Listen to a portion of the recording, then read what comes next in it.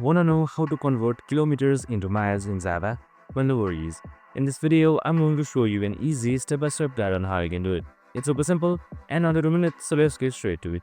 Now, this is just a simple code on how you can convert kilometer into miles. So it just requires a simple small formula. So I'm just going to guide you through step by step on how it's done.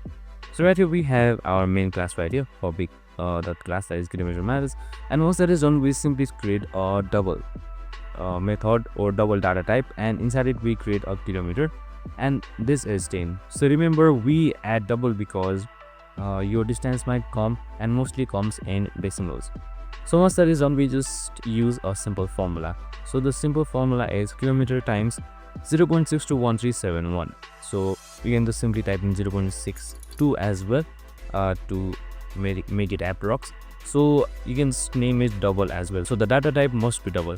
So once that is done, we just simply print it out. Just simply select system.out.println, and we type in kilometers as km and miles as m. So that's it. So you can just simply run this code to show, and there you go. I hope this video helped. If it did, make sure to like, subscribe, and tune in with us for more of these videos. See you in the next one.